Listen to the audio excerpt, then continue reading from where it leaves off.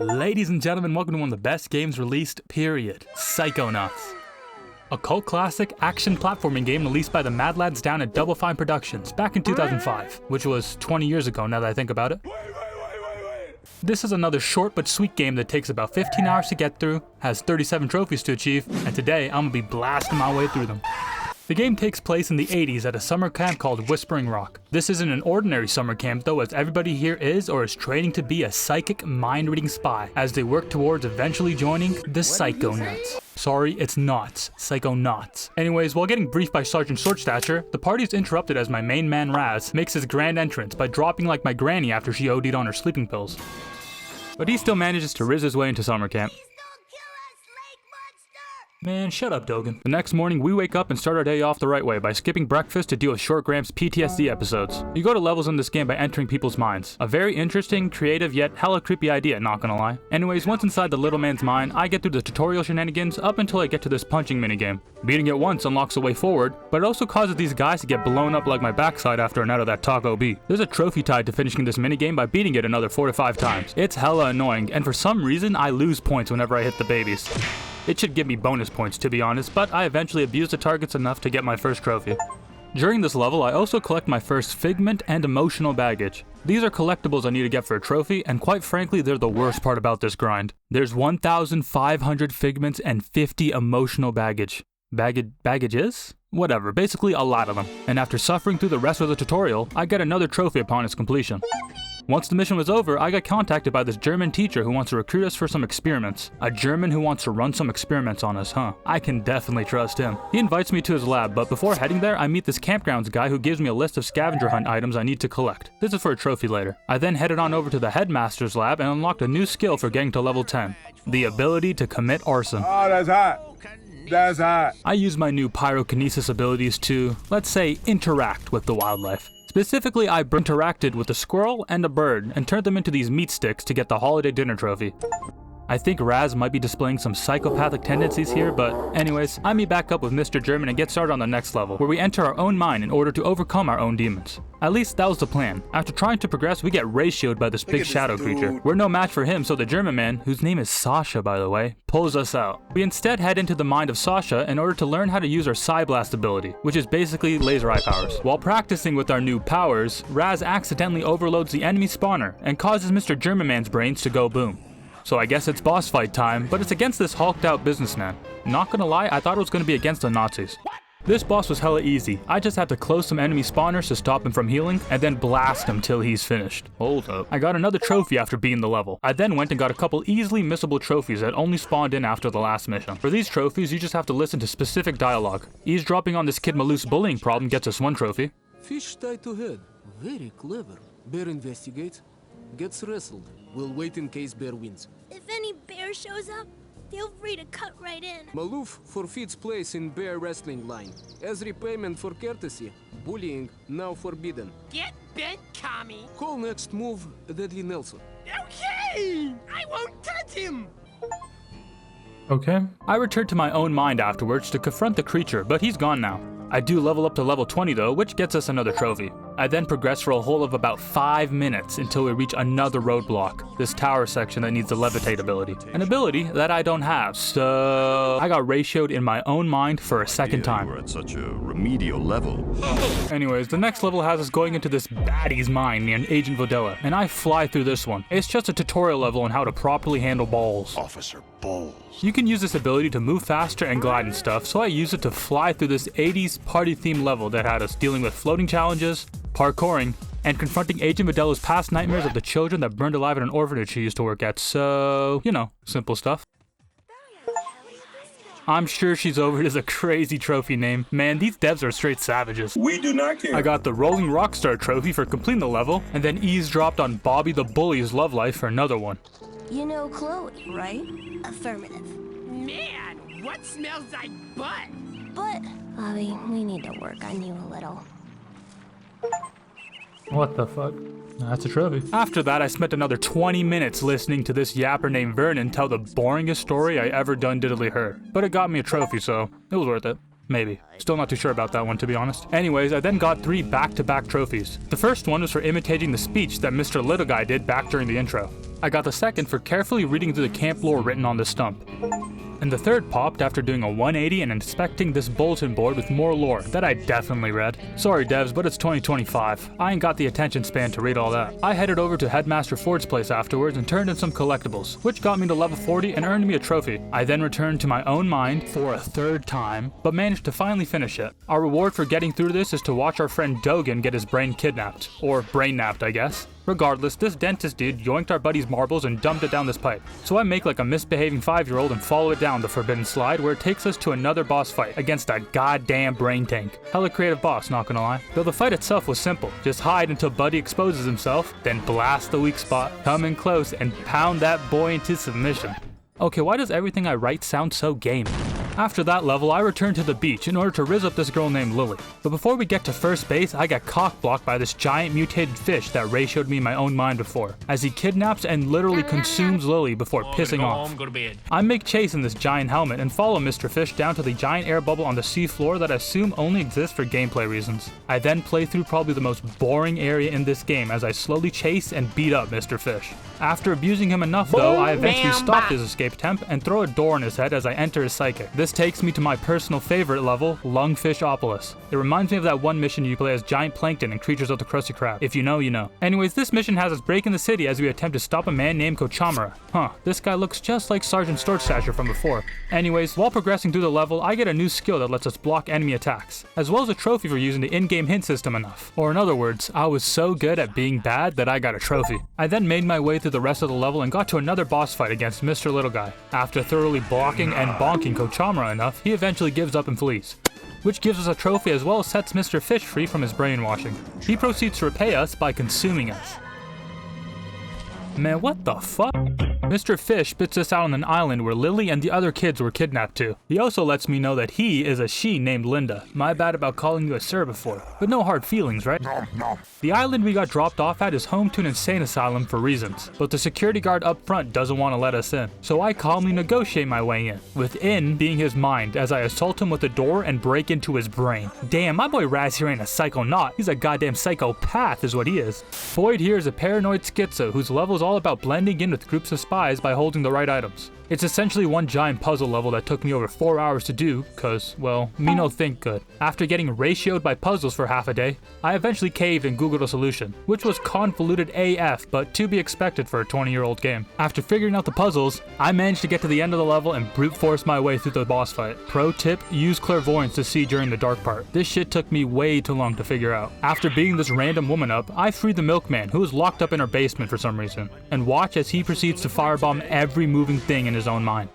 Damn, buddy, what's in the milk? After getting kicked out of my boy's mind, and coming to terms with the fact that I just undid years of therapy by releasing this man's inner demons, I follow the deranged security guard into the abandoned asylum and earn a trophy. I then get to work collecting all the collectibles in this area, which includes the brains of all of my friends for some reason. Shit, you can call me Jimmy Neutron the way I be brain blasting these, well, brains. In order to get to the top of the asylum, we need to cure 3 patients and get a certain item from each of them so we can disguise our way past the elevator guard. The first patient I help is Gloria, who has by far the second boringest level in the game. Eating broken glass is more fun than this mission, though it does have the best piece of dialogue in the whole game. Great, well, I'm off to go kill myself. You know, you could...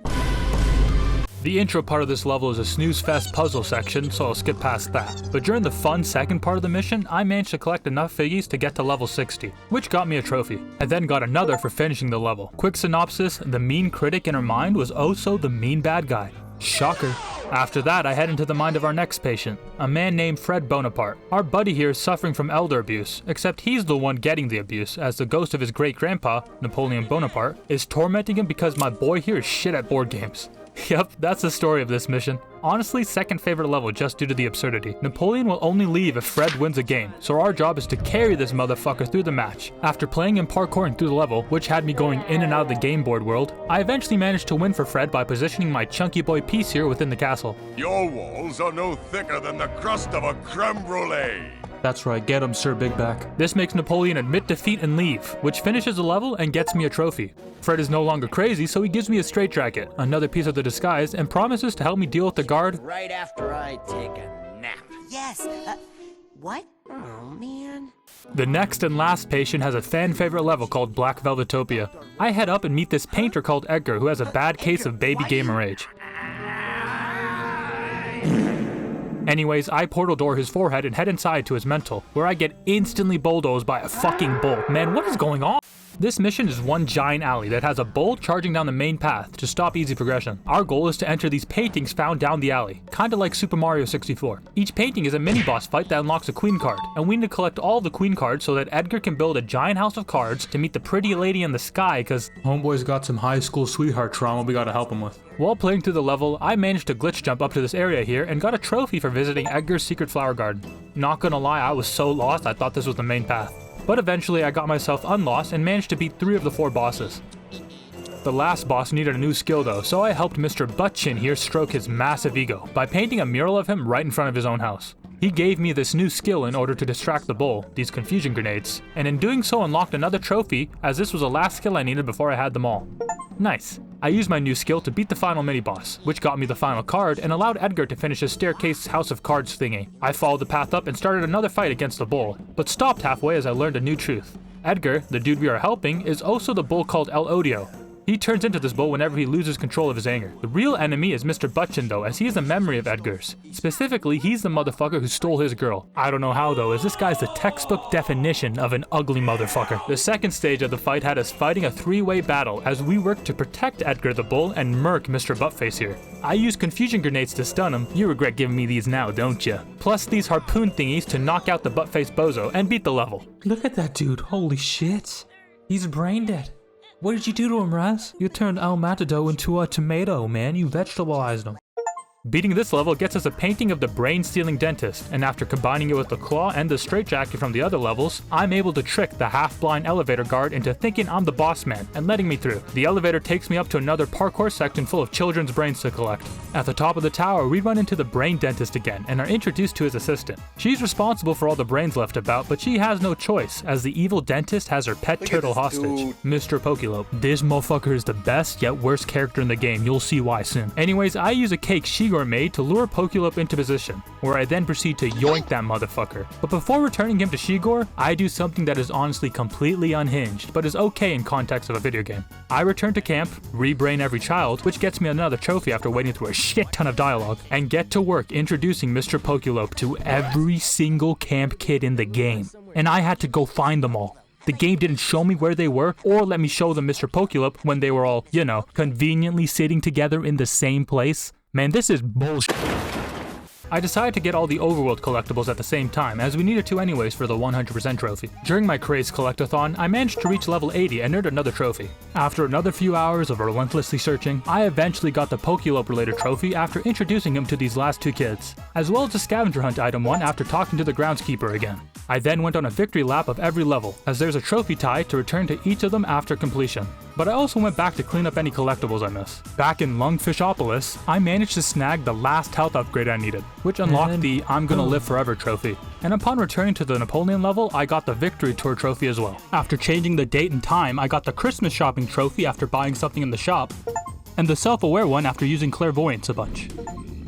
Okay, with those miscellaneous trophies done, it's back to story shit. I return to Shigor and give her a pet back, who turns out to have the sexiest voice I've ever heard. That's right, baby. Daddy's here.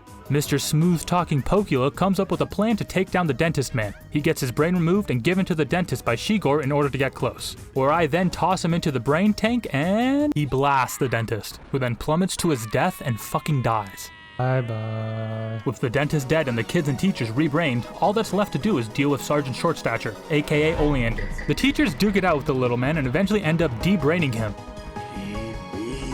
But when all of our guards are down, Oleander manages to get his brain inside one of those brain tanks, and gets a crazy quad feed on my entire squad. It's 1v1 time with old Oleander, but we're gonna have to put all of our skills together to beat this one, as Oleander is an incredibly difficult boss to— Nah, I'm playing. I hit him with a Middle East special and stoned him to death. On God, this fight took me a grand total of 2 minutes to beat. But it wasn't actually the end, as old Oleander had one more trick up his sleeve. Fucking mace spray. Or green mace spray that causes us to sneeze our brains out. Oh no! Although unarmed, we are not unbrained, I guess, as we can still use our psychic powers. I use telekinesis to yeet myself into the brain tank and start brain brawling with the sergeant as we enter the psychic world. I also get a trophy for finishing the asylum. Oh yeah, I definitely finished that place off. The next and final level takes place in a weird amalgamation of Raz's and Oli's minds. Raz grew up in a circus while Oleander's old man was a butcher, so welcome to the fucking meat circus, I guess. Another crazy creative level, not gonna lie. For this level, we gotta help the child version of Oleander catch his pet bunny before his butcher of a dad finds him. So you know what that means. It's time for the best type of level in all of gaming. A goddamn escort mission. Yeah, another crazy boring level design, not gonna lie. But I did get a trophy at the end for finding every safe in the game, aka lore dumps. With the bun secure, I follow Ollie down to his favorite ride, the Tunnel of what? The Tunnel of Love is a quick little sliding section, but after flawlessly acquiring every figgy on the level with no problem whatsoever, ignore that, I get the Figgy Piggy trophy for getting every figment in the game, as well as the Happy Bags one for getting all the emotional baggage. I then teleported back to this fortune teller dude and traded in all the collectibles I had, which got me to the final level, level 101. Math is hard. All that's left now is the final boss fight, first against Oleander's father.